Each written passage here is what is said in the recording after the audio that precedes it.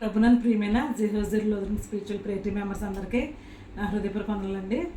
ఇది మీకు ఏర్పాటు చేయబడిన వాక్య భాగము యోహాను సువార్త 14:27 వచ్చిన చదువుదామండి. దయచేసి వాక్యంలోకి వెళ్దాం. శాంతి మీకు అనుగ్రహించి వెళ్ళుచున్నాను, నా శాంతినే మీకు అనుగ్రహించుచున్నాను. చిన్న ప్రేయర్ చేసుకున్నామండి. స్తోత్రం స్తోత్రం స్తోత్రం. పరిశుద్ధుడు పరిశుద్ధుడు పరిశుద్ధుడు. సర్వభూలోకమును సృజించి దానిని నీతితోనూ న్యాయంతోనూ పరిపాలించుచు కొనియాడబడుచున్న మా ఘనమైన యేసయ్య, మీ ఘనమైన పాదములకు లెక్కించిన వందనములు స్తోత్రం ప్రభా. సర్వశక్తి గల దేవుడిగా మీరున్నారు. ఏమి ఇచ్చినా కూడా మీరు తీర్చలేను ప్రభా. నా తండ్రి, నేను విశ్రాంతి దినం నా తండ్రి యేసయ్య, మీరు మాకు ఇచ్చిన వాక్య భాగాన్ని బట్టి మీకు ఎన్నో వందనాలు చెల్లించుకుంటున్నాం తండ్రి యేసయ్య. వాక్యం వినిచిన ప్రతి ఒక్క బిడ్డను నూరంతలుగా దీవించి ఆశీర్వదించండి. వాక్యానుసారమైన జీవితాన్ని మేము జీవించలాగా మీ కృప చూపిస్తారని మా కొరకు నా కొరకు సిలువలో ప్రాణం పెట్టి తిరిగి లేచిన యేసయ్య పరిశుద్ధనామమున మిక్కిలి వినయంతో బ్రతిమలాడి వేడుకొనిచున్నాం మా పరమ తండ్రి, ఆమేన్. ప్రభునందు ప్రియమైన సహోదరి సహోదరులారా, మరొకసారి నా హృదయపూర్వక వందనాలు తెలియజేస్తానండి. ఇక్కడ యేసుక్రీస్తు ప్రభువు చెప్తున్నారనమాట అండి, నా శాంతినే మీకు అనుగ్రహించి వెళుచున్నాను, నా శాంతిని మీకు అనుగ్రహించి వెళుచున్నాను. శాంతి అంటే కింద ఫుట్ నోట్లో ఏమైందంటే సమాధానం. నా ప్రియమైన సహోదరులారా, యేసుక్రీస్తు ప్రభు వారు మనం ఎంతో అశాంతితో, ఎంతో భయంకరమైన పాపరోగంతో, ఏమంటే పాపం మనల్ని అనుక్షణం వెంటాడుతున్న సందర్భంలో తండ్రి అయిన దేవుడు తన కుమారుని లోకానికి పంపించడం ద్వారా యేసుక్రీస్తు ప్రభు వారు ఆ యొక్క రక్షణ కార్యం అంతా కూడా కంప్లీట్గా నెరవేర్చడం మనం చూస్తామండి. అయితే నా ప్రియమైన సహోదరులారా, మనం అనుకుంటాం మనం క్రైస్తవులుగా కనబడాలంటే మనం బాప్తిసం తీసుకోవాలి, తర్వాత బల్లారాధనలో పాల్గొనలు పంచుకోవాలి, తర్వాత మనం సిలువను ధరించుకునేవారిగా ఉండాలి అలా అనేసి మనం అనుకుంటాం. కానీ నా ప్రియమైన సోదరు, ఇదంతా కూడా యేసుక్రీస్తు ప్రభువారి వల్లనే ఇదంతా కూడా మనకి సాధ్యమైందండి. మనం బాప్తిసం తీసుకోవాలన్నా, తర్వాత ప్రభు బలలో పాల్గొనలు పంచుకోవాలన్నా, లేకపోతే సిలువను ధరించాలన్నా, సిలువ గురించి మనం ఎక్కువ చెప్పాలన్నా, ఏం చేయాలన్నా కూడా మెయిన్ మనకి ఇదంతా దీనికి అంతటికి కారణం ఎవరంటే ప్రభు అయిన యేసుక్రీస్తు వారండి. ఆయన ఈ లోకానికి మనల్ని రక్షించడం కోసం ఆయన వచ్చి ఉన్నారండి. మనం చేసిన భయంకరమైన పాపాల గురించి మనం తప్పకుండా మనం శిక్షకు పాత్రులు, మరణానికి పాత్రలు, ఏమంటే నిత్య నరకానికి నిత్య నాశనానికి పాత్రలు. అయితే దేవుడు మనల్ని ప్రేమించి ఆయన ఏం చేశారంటే తన కుమారుని లోకానికి పంపించడం మనం చూస్తున్నామండి. ఆయన పంపించినప్పుడు ఆయన అంటున్నారనమాట, యేసుక్రీస్తు ప్రభువు చెప్తున్నారు, ఆయన శిలువ మరణాన్ని పూర్తిగా జయించిన తర్వాత సమాధి నుండి తిరిగి లేచి పునరుద్ధానుడే అనేక మందికి తను తాను కనపరుచుకున్నారండి. అనేక మంది తను కనపరుచుకుని ప్రతి ఒక్క శిష్యులు కనపరుచుకున్నారు, సకల అపోస్తులకైనా కనపరుచుకుని ఆయన యొక్క ఆరోహణం అవుతున్న సందర్భంలో కూడా అందరికీ కనపడే విధంగానే ఆయన వెళ్ళటం మనం చూస్తామండి. ఏంటి ఇశ్రాయేలు ప్రజలారా ఆ విధంగా చూస్తున్నారేంటి? నేను వెళ్తున్నాను, కానీ మీకు ఒక ఆదరణకర్తను పంపిస్తాను, నా శాంతిని మీకు అనుగ్రహించి వెళ్తున్నాను అని చెప్తున్నారండి. అంటే మనం నిజంగా దేవుని కలిగిన వారు మనం ఏంటంటే మనం ఏ విషయానికి భయపడవలసిన పని లేదండి. ఎప్పుడైతే మనం వాక్యాన్ని వింటామో, ఎప్పుడైతే వాక్యాన్ని విన్నప్పుడు మనకి అది కృపాసత్య సంపూర్ణుడిగా మన మధ్యలో నివసించి మనకి లోకం అంటే భయం లేకుండా చేస్తుందండి. లోకం అంటే భయం లేకుండా చేస్తుంది. ఇంక ఈ లోకంలో ఏ యొక్క పెద్ద విపత్తు అయినా కూడా మనం డోంట్ కేర్ అన్నట్టుగా మనం ఉంటామన్నమాట. ఎందుకంటే దేవుడే మనం చేయవలసిన ప్రతి పని కూడా దేవుడే చేశాడండి. మనల్ని ప్రేమించి ఆయన కృప ద్వారా మాత్రమే మనకి ఇదంతా కూడా జరిగే విధంగా ఆయన చేశాడండి. మనల్ని ప్రేమించి ఈ సృష్టికర్త అయిన దేవుడు మనల్ని ప్రేమించిన తర్వాత ఏమంటే సృష్టిలో ఇంపార్టెంట్గా మనల్ని ఆయన ఎంచుకున్నారండి. ప్రతి మనిషిని ఆయన పోలికతో చేసుకున్నారు. తన స్వరూపం మంది చేసుకోవడం వల్ల దేవుడు అంటే చాలా ప్రేమగా, ఎంతో ఆప్యాయతగా దేవుడు మనల్ని ప్రేమించి తన ఏకైక కుమారుని మన కొరకు ఈ లోకానికి పంపించి మనం చూస్తామండి. గ్రేట్ ఎక్స్చేంజ్ అనేది అంటే మనకి తండ్రికి మధ్యవర్తిగా యేసుక్రీస్తు ప్రభువారు ఉన్నారండి. మనల్ని దేవుడు ఆకాశం నుంచి చూసినప్పుడు మనం శిక్షకు మాత్రమే గురయ్యే వారంగా ఉన్నామండి, నరకానికి మాత్రమే పాత్రలయ్యేగా ఉన్నాం మనం. ఏమంటే మనం చాలా అసహ్యమైన పరిస్థితుల్లో మనం కనపడతాం. కానీ యేసుక్రీస్తు ప్రభువారు ఎప్పుడైతే మన మధ్యలో ఉన్నారో తండ్రికి మనకి ఉత్తరవాదిగా ఆయన ఉన్నారన్నమాట. చూడండి, కోర్టులో లాయర్ గారు క్లయింట్కి, జడ్జి గారికి మధ్యవర్తిగా ఉండి మా క్లయింట్ చాలా మంచివాడు, చాలా ఇది అనేసి మన తరపున ఆయన చెప్తూ ఉంటారన్నమాట. అట్టి రీతిగానే యేసుక్రీస్తు ప్రభువారు మన మధ్యలో ఉండి తండ్రిని దేవునికి అలా కనిపిస్తున్న సందర్భంలో మనలో ఏ దోషమును కూడా తండ్రి గుర్తు చేసుకోవట్లేదండి. మనం ఎంత పనికిమాలిన వారైనా ఇప్పటికి కూడా యేసుక్రీస్తు ప్రభువారు ఆ యొక్క మన దోషాలన్నీ కప్పేసేవారుగా ఉన్నారనమాట. అదంతా కూడా తీసివేసేవారుగా ఉన్నారు. అందుకే యేసుక్రీస్తు ప్రభువారు ఇక్కడ చెప్తున్నారు. ఏం చెప్తున్నారంటే, నా శాంతిని మీకు అనుగ్రహించి వెళ్తున్నాను, నా శాంతిని మీకు అనుగ్రహించి వెళ్తున్నాను. మీరు నన్ను ప్రేమించిన వారైతే కనుక నా ఆజ్ఞలు గైకొంటారు. తర్వాత ఇంకా ముందు వచనంలో ఉందండి, 14 యోహాను సువార్త 14వ అధ్యాయంలో ఫస్ట్ వచనంలో ఏమని ఉందంటే, మీ హృదయంలోనూ కలవరపడనివ్వండి. అంటే మనం ఎప్పుడైతే దేవుని యొక్క వాక్యాన్ని వింటామో, దేవుని యొక్క వాక్యాన్ని చదువుతామో, అప్పుడు మన హృదయంలో కలవరం అనేది ఉండదన్నమాట. ఎందుకంటే దేవుడు చెప్తున్నాడు, యేసుక్రీస్తు ప్రభువారు చెప్తున్నారు ఇక్కడ, నేను లోకాన్ని జయించనని చెప్తున్నారు, శ్రమలను జయించనని చెప్తున్నారు. చూడండి, పాత నిబంధన కాలంలో సమూయేలు 1వ సమూయేలు 5వ అధ్యాయంలో అక్కడ ఇశ్రాయేల్ ప్రజలకి ఫిలిష్తీయులకి యుద్ధం వస్తుందండి. యుద్ధం వచ్చినప్పుడు అక్కడ ఏలీ కుమారులు చాలా భయంకరంగా పాపంతో నిండిన సందర్భంలో దేవుడు ఆ ఇశ్రాయేల్ ప్రజలను విడిచిపెట్టాడండి.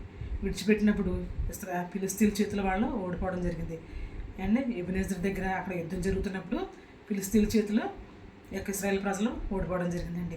ఓడిపోయినప్పుడు ఆ యొక్క దేవుని మందసం, యెహోవా మందసము వాళ్ళు దొంగిలించారండి. ఎవరో ఇశ్రాయేల్ ప్రజల దగ్గర నుంచి ఫిలిష్తీయులు దొంగిలించి అదే దాగోను గుడిలో తీసుకొచ్చి పెట్టారంటండి.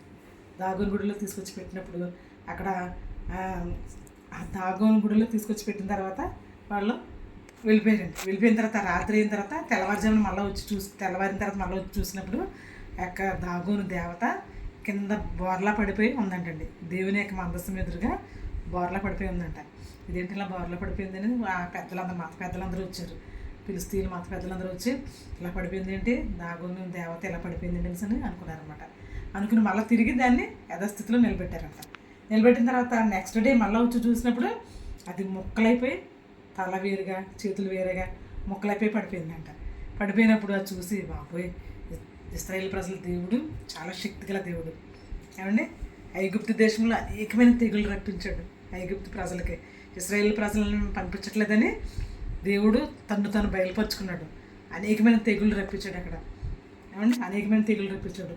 బాబు యెహోవా మందసం మన దగ్గర ఉంటే మనం చాలా రోగగ్రస్తులం అయిపోతామని వాళ్ళు వెంటనే రియలైజ్ అయ్యారండి. అయితే నా ప్రియమైన సహోదరులారా, అక్కడ దాగోను గుడి అప్పుడుతో మూయబడిందంట. నా ప్రియమైన సహోదరులారా, దాగోను గుడి మూయబడిందంట. ఇంకెప్పుడు నేటి వరకు అక్కడ ఉందండి. 1వ సమూయేలు 5వ అధ్యాయంలో ఈ మాట వ్రాయబడి ఉంది. నేటి వరకు కూడా ఆ దాగోను గుడి ఓపెన్ అవ్వలేదంటండి. అప్పుడు క్లోజ్ చేసిన దాగోను గుడి ఇప్పటి వరకు కూడా నేటి వరకు అలాగే ఉందంట. అంటే నా ప్రియమైన సహోదరులారా, అప్పుడు వీళ్ళు రియలైజ్ అయ్యి దేవుని మందసం మన దగ్గర వద్దు, మనం యొక్క దేవుని మందసాన్ని తిరిగి ఇశ్రాయేల్ ప్రజలకి పంపించేద్దామని అనుకున్నారు. అయితే వాళ్ళు మళ్ళీ ఇశ్రాయేల్ ప్రజలకి ఇవ్వకముందు ఈ యొక్క యెహోవా మందసాన్ని అక్కడక్కడ కొంచెం అటు ఇటు గాజాకి అలా తిప్పుతున్న సందర్భంలో అనేకమైన రోగాలు ఆ యొక్క యెహోవా మందసం ఎక్కడైతే అన్ని దేశాల్లో ఉన్నప్పుడు అనేకమైన రోగగ్రస్తులుగా వాళ్ళు అయిపోయారు.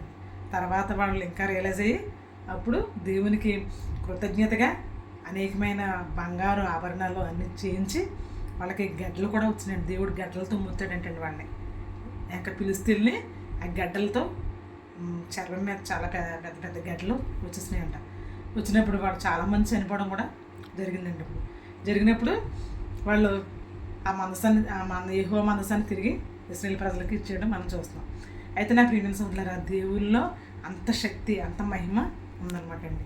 అందుకే మనం ఎప్పుడు కూడా మనం తప్పకుండా దేవుని పట్ల భయమును భక్తిని కలిగి ఉండాలి. ఏమంటే ఆయన కృపకు పాత్రలు అవ్వాలంటే మనం ఏం చేయాలంటే దేవుని పట్ల భయాన్ని భక్తిని కలిగి ఉన్నప్పుడు తప్పకుండా దేవుడు మన పట్ల ఎంతో కృపామయుడిగా ఉంటారండి. నా ప్రియమైన సోదరులారా, ఆయన ఏమీ కానీ మనల్ని ప్రేమించారండి. ఆయన ఏమండి, అర్హత లేని మనల్ని దేవుడు ప్రేమించి మన కొరకు తన యొక్క ఏకైక కుమారుని లోకాన్ని పంపించి మన గురించి ఆయన అనేకమైన శ్రమలు ఎంతో నిందలు అపహాస్యానికి గురై ఆయన భయంకరమైన శిలువ మరణాన్ని ఆయన అనుభవించడం మనం చూస్తున్నాం. అందుకే చెప్తున్నారు యేసుక్రీస్తు ప్రభువారు.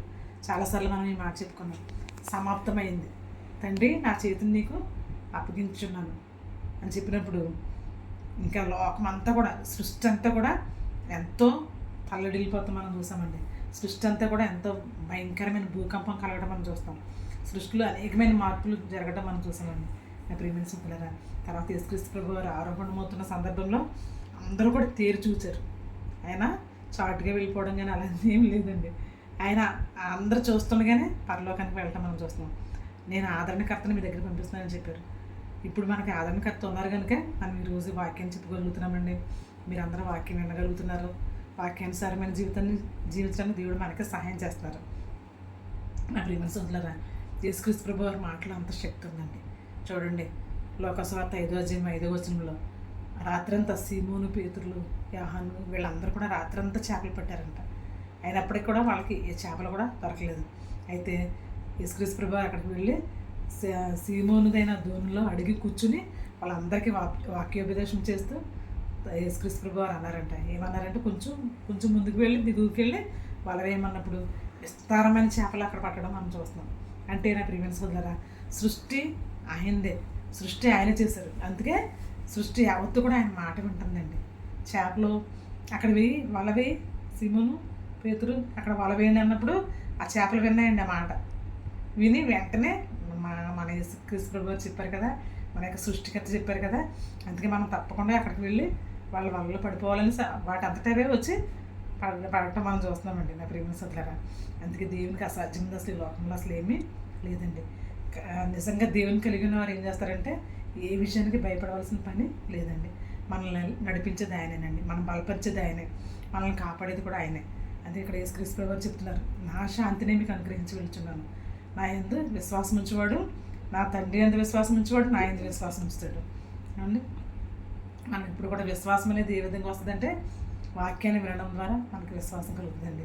ఏమండి, ఆ యొక్క విశ్వాసం అనేది దేవుడే మనకు అనుగ్రహిస్తారు. అట్టి అనుగ్రహాన్ని మనం పొందుకోవాలంటే తప్పకుండా మనం దేవుని యొక్క కృపను బట్టి మనం వాక్యం వినేవారుగా, వాక్యానుసారంగా మనం దేవుని యొక్క వాక్యం చదువుకునేవారుగా, దేవుని కొరకు మనం మన యొక్క కుటుంబాల గురించి మనం ఎప్పుడు కూడా ప్రార్థించుకునేవారుగా, దేవుని యొక్క ఆశీర్వాదాలు పొందుకునేవారుగా ఉండాలి. అప్పుడు యేసుక్రీస్తు ప్రభు వారు చెప్పే ఈ శాంతి, నా శాంతిని మీకు అనుగ్రహించి వెళుచున్నాను, నా శాంతినే మీకు అనుగ్రహిస్తున్నాను అంటే శాంతి సమాధానాన్ని నేను ఇస్తాను. ఇంకా లోకంలో జరిగే ఎంత భయంకరమైన ఉపద్రవమైన మనం భయపడవలసిన పని లేకుండా మనం ఏంటంటే చాలా ఫ్రెష్గా ఉండి ప్రతిరోజు కూడా మనం మంచి జీవితాన్ని జీవించాలంటే మనం ఏం చేయాలంటే ముందుగా మనం వాక్యం వినేవారిగా ఉండాలన్నమాట అండి. వాక్యం విన్నప్పుడు తప్పకుండా ఆ వాక్యమే మనల్ని సంతోషకరమైన జీవితానికి నడిపించేవారుగా ఉంటారనమాట. మోహం కూడా వీళ్ళు నిజమైన క్రైస్తవ బిడ్డలు అని మన యొక్క స్ట్రక్చరే వాళ్ళకి మిగతా వాళ్ళకి మెసేజ్గా వెళ్తుందండి. నా ప్రియమైన సోదరులారా, అట్టి ఆశీర్వాదాన్ని, అట్టి శాంతిని మనం అందరం పొందుకునేలాగిన పరిశుద్ధాత్మ దేవుడు ఈ యొక్క వాక్యాన్ని మన విందుకుల్లో దీవించి ఆశీర్వదించిన గాక. God bless you all.